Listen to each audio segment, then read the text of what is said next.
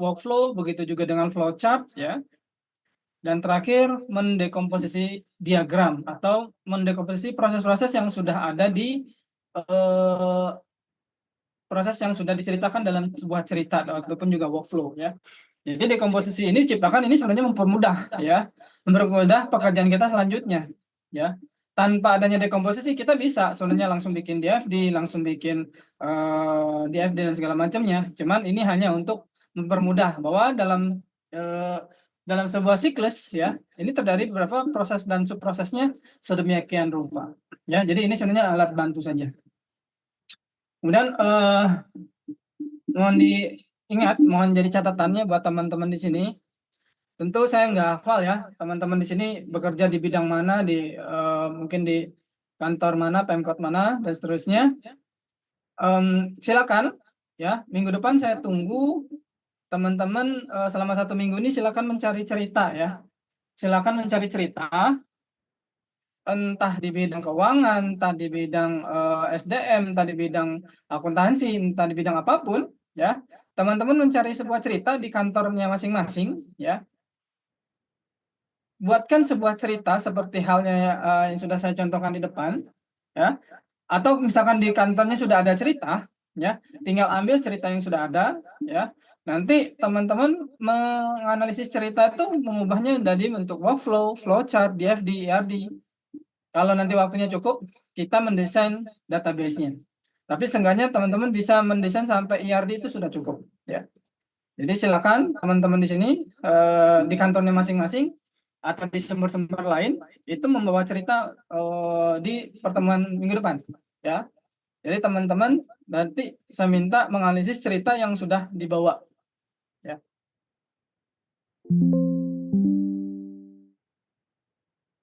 Mudah-mudahan dipahami ya. Eh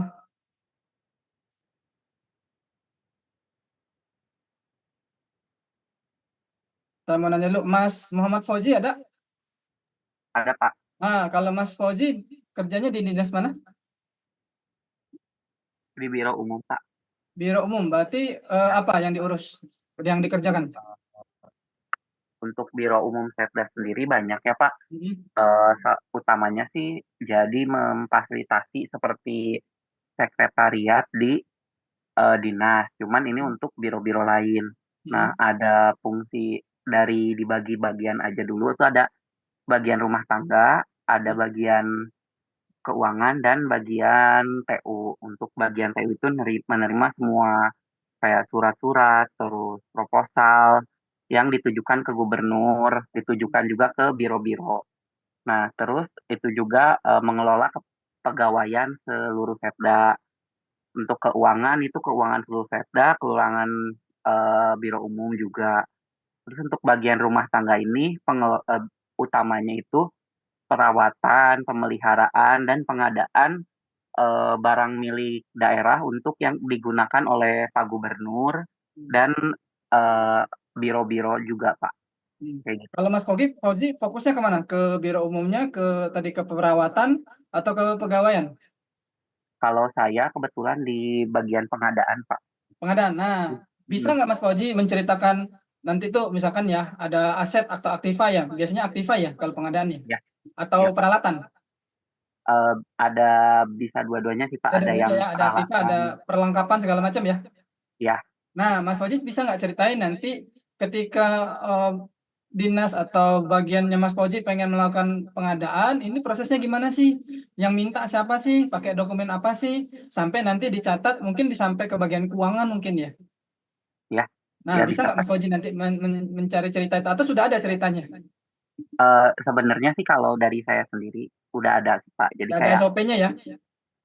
cuman saya belum nemu dokumennya aja. Jadi saya dapatnya dari apa sih arahan dari senior, dari atasan yang kayak gitu sih. Paling nanti di saya buat terus disandingkan sama yang aturan paling kayak gitu.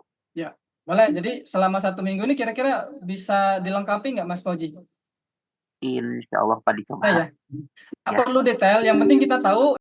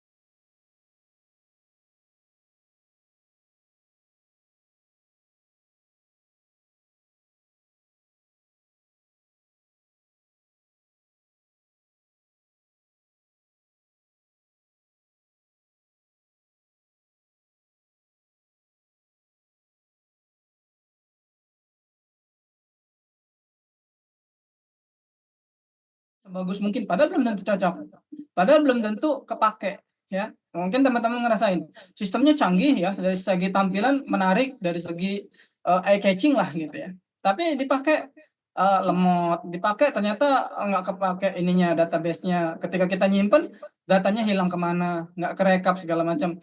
Nah, itu perlu kita analisis ya.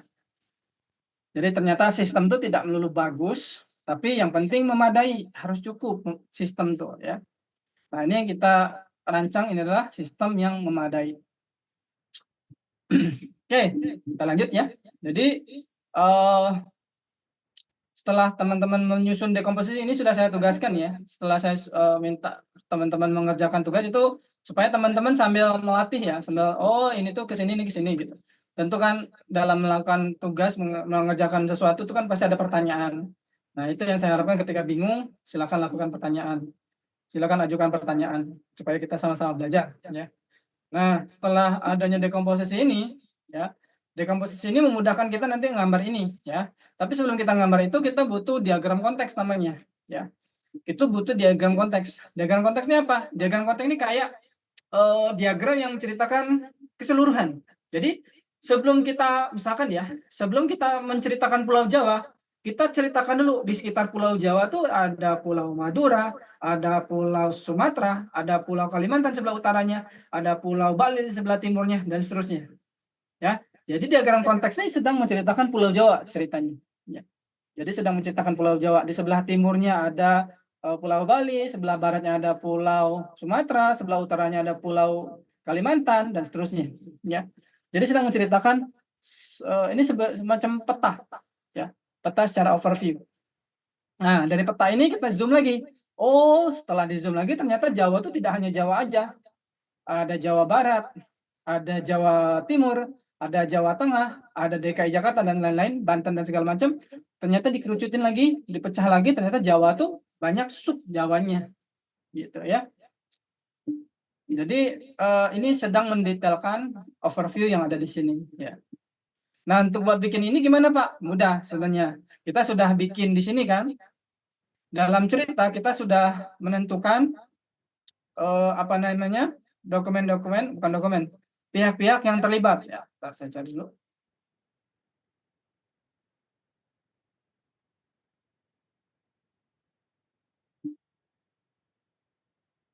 Nah, kemarin sudah menentukan entitas yang terlibat kan ya. Ada pelanggan, ada departemen penjualan, ada bagian gudang, ada bagian keuangan, ada ekspedisi dan akuntansi. Kurang lebih ada 6 ya. Kurang lebih ada 6 entitas yang terlibat. Dari mana, Pak? Ya dari cerita. Kita sudah analisis ya. Kita sudah pisah-pisah mana entitas, mana proses, mana dokumen, kita udah pisah-pisah ya. Teman-teman juga saya rasa udah kemarin ya. Oke, kita ambil 6 ini ya. Kita ambil 6 ini. Jadi kita langsung bikin gambarnya. Silakan buka visio masing-masing karena setelah ini teman-teman seperti biasa saya minta untuk mengumpulkan latihan hari ini di LMS ya. Oke, kita buka di data flow diagram.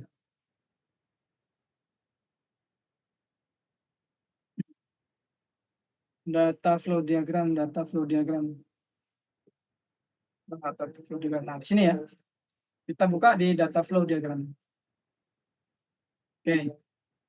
Mendapatkan Silakan kalau debutnya mau melawan boleh Indonesia di silakan. laga internasional pertamanya. Biasanya suka ada yang Dan Kedai record Sano Zoom. ini adalah salah satu Silakan. pemain yang sangat asik kita nonton kalau dia ada Mulai. divisi. Betul. Jadi Aksinya kita sudah begitu tentukan fluid, di cerita dia ini diserang kan juga ada menuju ke 6 lapangan entitas yang tengah. terlibat Jadi ya. tentunya ini kembali Maka satu pemain yang mudahnya akan kita menarik bikin minat kita untuk melihat bagaimana luar entitas biasanya itu talenta sebanyak 6. pool yang dimiliki Mudahnya ya. oleh Jepang. 1, Dan harus diingat ini adalah 2, tentunya French players yang dimainkan 3, kembali dengan Hajime Moriyasu 4, yang menginginkan adanya menit bermain 5, dan juga caps yang 6.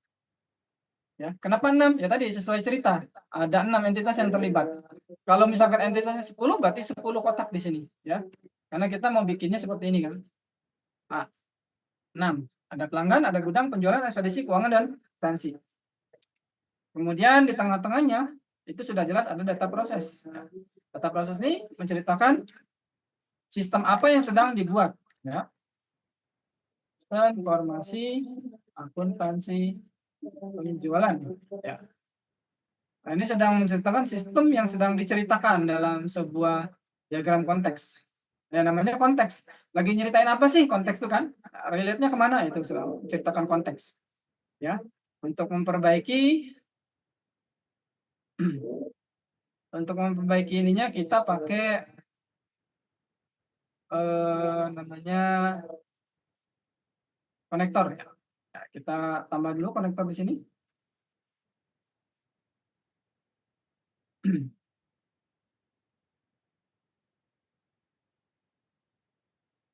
Kita tambah dulu supaya nanti mempermudah apa namanya menggaris-garis sehingga ada titik-titik nanti ya.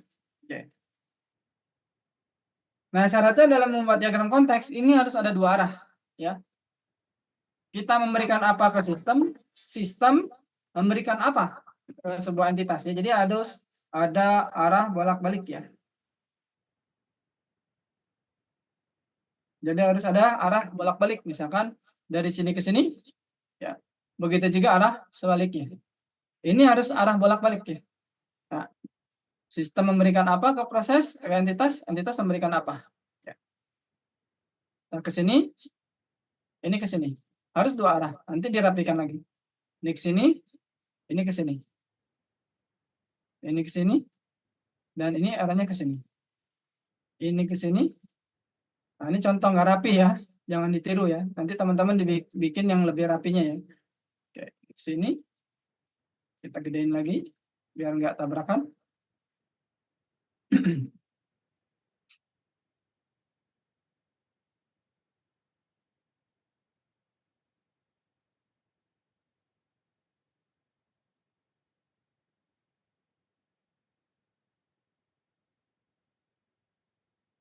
Silakan dirapihin lagi ya kalau memang perlu dirapihin.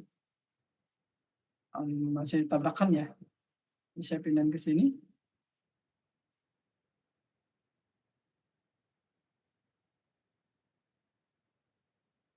Oke. Jadi harus ada 2 arah ya, ke sistem dan dari sistem. Ini kan arahnya bolak-balik nih, ke sistem dan dari sistem, ke sistem dan dari sistem, ke sistem dan dari sistem. Itu harus 2 arah bolak-balik ya. Silakan kalau ada pertanyaan silakan ditanyakan aja secara langsung ya. Nah, jika sudah dibikin seperti ini, kita baru tulis ada entitas apa saja yang tadi terlibat ya, mulai dari pelanggan, penjualan, gudang, keuangan, ekspedisi dan akuntansi ya. Maka kita bikin di sini pelanggan, kemudian ada bagian penjualan, kemudian ada bagian gudang, kemudian ada bagian ekspedisi, kemudian ada bagian keuangan, dan terakhir ada bagian akuntansi. Nah, ya. Nah, untuk mengisi garis-garisnya ini kita perlu baca lagi, ya. Kita perlu baca lagi apa yang ada di cerita. Ini kita perlu baca lagi apa yang ada di cerita. Contoh misalkan pelanggan. Pelanggan tuh ngasih apa ke sistem? Ini kita bisa baca di sini, ya. Ini katanya. Pelanggan membuat pesanan kepada departemen penjualan, berarti dia menyerahkan pesanan. Berarti dia isi di sini pesanan. Nah, pesanannya tadi diserahkan ke siapa pesanannya? Pesanan itu diserahkan ke penjualan, ya. Serahkan ke penjualan. Terus nanti pesanannya itu dikirimkan ke bagian gudang, ya. Pesanannya diarahkan ke sini, ya. Dari penjualan ke sini, ya. Dan seterusnya nanti si penjualan bikin namanya sales order, ya. Bikin sales order. Terus sambil dibaca ya, sambil dibaca kurang lebih nanti ceritanya bakal seperti ini. Ya. Jadi pesanan yang tadi diberikan pelanggan dikirimkan ke sini, ya. Kemudian nanti dikirim penjualan, nanti penjualan ngisi sales order dikirim ke gudang, gudang nanti ngisi data barang, dan seterusnya sampai nanti dikirimkan ke bagian akuntansi. Ya. Sampai dikirim ke bagian akuntansi itu menerima bukti kas masuk, kan akuntansi nggak bisa ngejurnal sebelum dia menerima dokumen ya. Jadi dia menerima dokumen untuk menjurnal tuh besoknya apa? Ketika jurnal penjualan berarti harus ada surat jalan dan lain-lain. Dan ketika mencatat jurnal kas masuk, berarti dia harus menerima bukti kas masuk. Ya. Baru dia bisa jurnal, buku besar, laporan keuangan, dan seterusnya. Ya. Nah, untuk pertemuan kali ini, saya cukupin sampai di sini untuk menyelesaikan diagram konteks, karena kalau dilanjut sampai sini, saya khawatir waktunya nggak cukup. Ya. Silakan teman-teman kalau ada pertanyaan, silakan ditanyakan. Pak, izin bertanya. Ya, silakan Mas Andi. Tadi yang pas bikin lingkaran biar bisa connect banyak gimana Pak? Kebetulan oke. punya saya cuma 4. Ya, betul. Nah, kalau mau mengoneknya, di sini ada Mas ya. Di sebelah text tool itu ada connector tool tuh. Pilihnya yang X, connection point tool. Ada nggak? Oh iya, ada Pak. Nah, terus pencet kontrol ke bulatan di sini. Nah, terus arahkan di tempat yang mau dititik-titikin. Nah, ini supaya konektornya banyak ya. Bisa Mas Andi? Iya, ya. Bisa Siap ya? Pak. Oke. Ya, makasih Pak. Ya, silakan ada pertanyaan lain. Jadi hari ini silakan dilanjutkan pekerjaannya untuk membuat diagram konteks ini. Ya, sementara mengikuti dulu apa yang saya contohkan. Nanti teman-teman ngerancang sendiri ya. Nanti teman-teman ngerancang sendiri. Cuman sambil dipelajari, oh ini tuh dari mana ya, ini dari mana. Ini sambil dibaca lagi dari proses-proses sebelumnya. Dari cerita, dari workflow, ya ini diamatin lagi. Ya. Silakan kalau ada pertanyaan.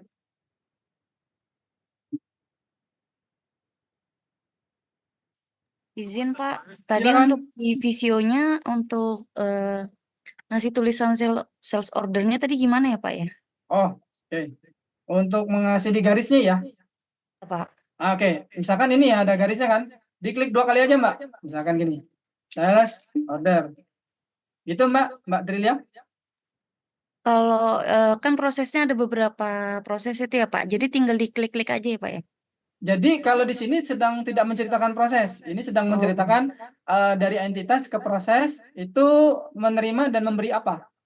Jadi misalkan pelanggan ngasih apa ke sistem? Ngasih pesanan. Nah, nanti ada dari sistem ngasih apa? Surat jalan misalkan. Ya, surat jalan. Nanti misalkan ada tagihan ya.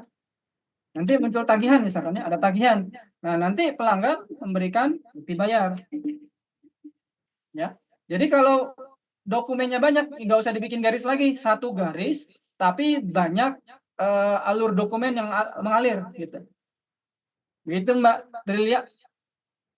Oke, terima kasih Pak. Ya, jadi diagram konteks saya tekankan tidak menceritakan proses ya, tapi menceritakan ini tuh alurnya kemana sih gitu. pelanggan tuh ngasih apa dan dia nerima apa dari sistem, ya. Keuangan tuh memberi apa dan dia menerima apa dari sistem. Jadi sedang menceritakan itu, ya. Misalkan kita lagi cerita Pulau Jawa tadi, kalau kita mau ke Sumatera naik apa? Naik ferry, bisa naik kapal, bisa naik kendaraan darat, ya, atau bisa pakai pesawat. Sedang menceritakan itu, ya. Nah, sama ini juga, ya. Dia menceritakan dari entitas ke sistem itu ngasih apa dan dia menerima apa, hanya itu. Nah, isinya ini dari mana? Dari cerita. Jadi kalau teman-teman memperhatikan cerita itu berasal dari cerita, ya. Dianalisis lagi. Silakan, ada pertanyaan lagi? Untuk apa ininya diupload di sini ya, di LMS pertemuan 9 ya.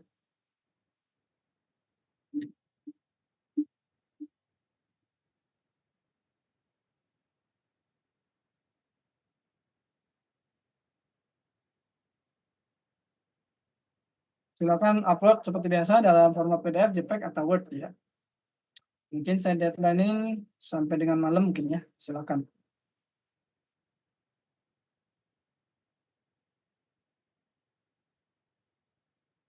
Izin Pak, Ya, silakan. untuk yang tadi connector point tool bagaimana ya Pak? Oke, ntar Saya masih belum bisa. saya ulangin lagi ya.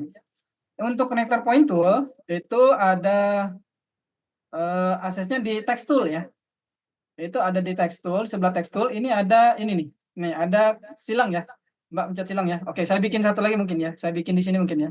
Oke, saya bikin di sini. Oke, ini kan lingkaran ya. Nah, pilihnya yang connection point tool. Pilih yang silang. Nah, ini kan nggak bisa langsung pencet ya.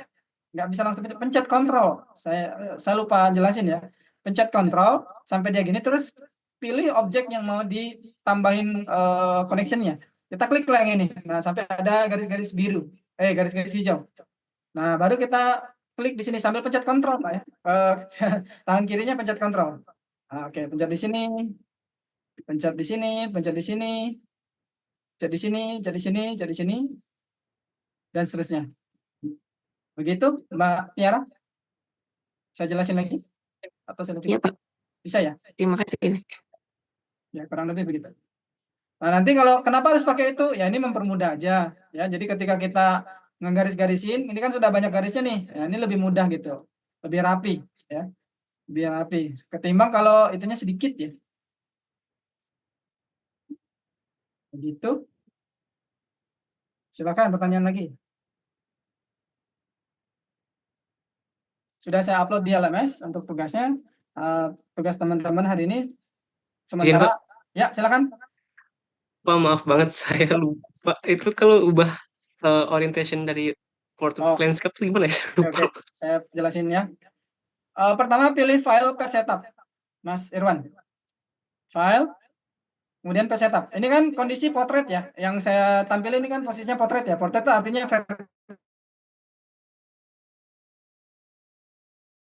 vertikal ya. Artinya dia dari kiri ke kanan gitu ya. Maka kita pilih file, kemudian page setup. Nah, ini kondisinya potret. Maka kita mau ganti dalam kondisi horizontal, maka pilihnya landscape, Mas Irwan. Oke, siap Pak. Terima kasih Pak. Nah, baru bentuknya kayak gini ya. Mau diubahin, tinggal Ctrl O, baru kita geser. Kurang lebih begitu. Bisa, Mas Irwan? Gitu ya. Bisa Pak. Siap. Silakan kalau ada lagi pertanyaan. Tentu saya jelasinnya kan mungkin terlalu cepat ya. Saya mengejar waktu karena saya mengasih waktu teman-teman untuk mengerjakan, belajar, terus juga mungkin sambil bertanya, sambil menganalisis, sambil bengang-bengong lah mungkin ya. Jadi materi saya cepatin supaya memberi waktu buat teman-teman untuk melakukan pembelajaran itu dan juga dalam proses pengumpulan tugas. Ya. Karena mata kuliah ini nggak bisa diberikan begitu saja pakai teori gitu ya. Oh, saya kasih ceramah, saya kasih kuliah selama sejam, 2 jam gitu ya. Ya, teman-teman bakal bosen dan nggak ngerti apa. Bukan meremehkan teman-teman ya. Emang ini karena banyak kan prakteknya gitu. Jadi emang harus dipraktekin. Ya. Jadi emang harus dicoba, harus diterjun langsung. Ya. Kalau cuma teori, saya khawatir tidak mendalam ya dalam memahami materi-materinya. Bapak, Ya, izin silakan. waktu yang di halaman awal itu biar bisa milih diagram konteks itu yang mana ya, Pak? Oke, pilihnya saya ulangin ya. Ini Mm-mm. saya close ya. Ini banyak. Oke, saya ulangin. Ini kan di sini Mbak ya, Mbak Yusrina. Ini kan Hmm. posisinya di sini ya. Pilihnya yang bisnis, kemudian data flow diagram. Karena kita sedang mengerjakan DFD, kita pakainya data flow diagram atau DFD. Ada Mbak? Oh iya, ada. Nah, data flow diagram, diklik. Oke. Klik. Oke. Nah, baru kita masukin. Kita cuma butuh 2 simbol kalau ada diagram konteks ya. Kita cuma butuh bulat dan kotak. Berarti kita masukin bulatnya di sini, terus sisanya kotak eksternal. Berapa kotak? Itu tergantung cerita. Jangan mentang-mentang saya, oh kata Pangi cuma 6, enggak. Itu kan berdasarkan cerita ya. Kok cuman 6 ya? Karena Pangi ngajarinnya 6, enggak. 6 itu karena diceritanya ya 6 ya. Kalau memang diceritanya ada 10, ya 10. Nah, ini kan contohnya ada 6 ya. Nanti kalau teman-teman dapat, oh ternyata Pak kita punya 12, ya 12 dimasukin ya. Ya. Jadi nggak bisa mengelak ya. Kita kan ngikutin cerita, nggak bisa ngarang sendiri. Ya. Tapi kalau diagram konteks bulatnya cuma 1. Nah, nanti ketika membuat DFD berapa bulatan tergantung dekomposisi kita. Nih, dekomposisi kita misalkan nih dekomposisinya misalkan di sini 6 misalkan ya. Nah, nanti di sini di DFD-nya kurang lebih bulatannya 5 atau 6 ya. Tergantung dari cerita. Oke, Bapak. Terima kasih. Silakan, ada pertanyaan lagi? Izin Pak. Ya, silakan Mas Ferdi. Pak, kalau yang tadi connecting tools-nya tadi gimana ya caranya Pak? Oke. Saya tadi nyoba nggak bisa soalnya. Nggak bisa ya, oke. Nah, ini kan ada bulatannya Mas Ferdi ya. Terus di sebelah text tool itu ada connector tool ya. Kita pilihnya yang connection point tool, artinya kita sedang membuat poin-poin. Kalau connector tool ini sedang menggaris-garis nih. Nah, dia sedang menggaris-garis ya. Tapi sebelum menggaris-garis, kita kasih titik-titik dulu, maka pilihnya connection point tool ya. Point tool. Jadi kita pilih yang X. Nah, di sini kan dia belum bisa mencet nih, maka kita pencet kontrol ya. Tangan kirinya atau tangan kanan terserah deh. Tangan kiri kita pencet kontrol, terus pilih objek bulatnya. Nah, setelah ada garis hijau-hijau, kita klik aja di pinggir-pinggir bulatan ini. Nah, begitu, Mas Ferdi? Bisa nggak kira-kira? Kalau sudah dibikin gitu, baru kita enak nih garis-garisnya. Tuh ya. Tuh, lebih enak kalau sudah banyak point toolnya. Oh iya sudah Pak, berarti Bisa kurang ya? kontrol Oke, aja. siap. Siap, kasih Pak. Silakan. Yang masih gagal jangan ragu bertanya ya.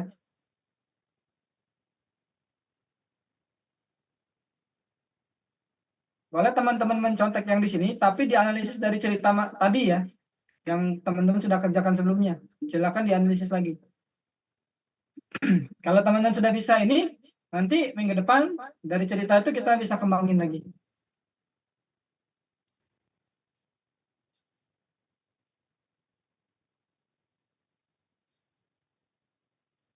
Pak, Ya, silakan. maaf Pak, mau memastikan.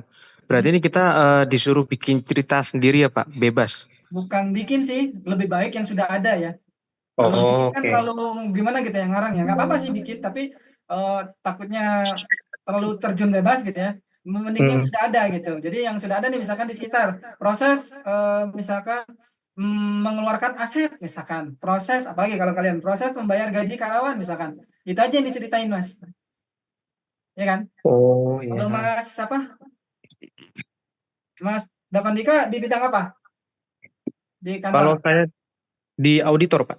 auditor. Nah, auditor tuh nginput apa sih misalkan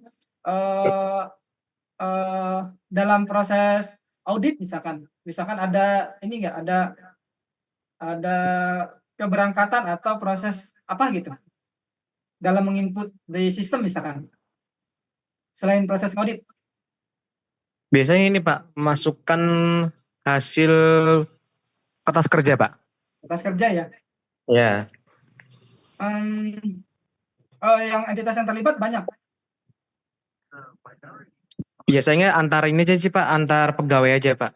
antar Jadi pegawai. nanti hasil ratas kerjanya diperiksa lagi sama tingkatan yang lebih tinggi. Misalkan saya kan anggota tim, Pak. Nah, itu nanti diperiksa oleh ketua tim. Nah, habis itu dari ketua tim diperiksa ke pengendali teknis, Pak. Gitu. Jadi kita bisa masukin proses pemeriksaan audit internal gitu ya. Oke. Ya, bisa kalau emang kayak gitu, Mas. Jadi Oh, merekap hasil pemeriksaan sampai dengan feedback ya, sampai apa istilahnya kalau audit itu feedback ya. iya, Pak. Bisa kalau kayak gitu, Mas. Kita bisa rekap, kita bisa input, kita bisa ada laporannya, itu bisa. Oke, oke. Ada hubungan dengan keuangan nggak? Misalkan pengajuan anggaran pemeriksaan, misalkan. Ada hubungan kayak gitu nggak? Oh, ada juga sih, Pak. Nah, bisa itu juga. Biar lebih mendekati accounting ya. Ya, audit juga nggak apa-apa, bisa. Oke, Pak. Nanti Makasih, dicoba aja. Pak. Ya, cerita-cerita itu kita kumpulin nanti yang paling bagus, yang paling bisa kita kembangin sistemnya yang mana nanti kita lihat lagi ya. Justru kalau teman-teman sudah punya cerita ya, ini sudah bisa jadi bahan skripsi, Mas. Teman-teman sudah siap skripsi, misalkan prosedur ya atau sistem pengembangan sistem informasi akuntansi penggajian di dinas mana, itu sudah jadi skripsi, Mas. Jadi kalau teman-teman sudah menyelesaikan ini tinggal apa ya? Tinggal masukin teori-teorinya lah, ya. Nanti kita kembangin lagi ke mana? Nah, ke sininya. Ya, kalau sudah selesai sampai sini, sudah sampai data ERD, teman-teman bisa ngembangin sampai ke sini. Oh, ternyata ini yang perlu dikembangin, oh ternyata ini yang perlu direview dan segala macam. Ya, sudah jadi skripsi itu, Mas. Ya. Jadi ini saya hanya mengarahkan jika emang berminat menyusun skripsi di bidang sistem informasi akuntansi, inilah saatnya. Jadi silakan perbagus tugasnya. Sehingga nanti kalau saya skripsi ya hanya review dikit lah sama dosen pembimbingnya. Baik, terima kasih, Pak. Ya, Mas.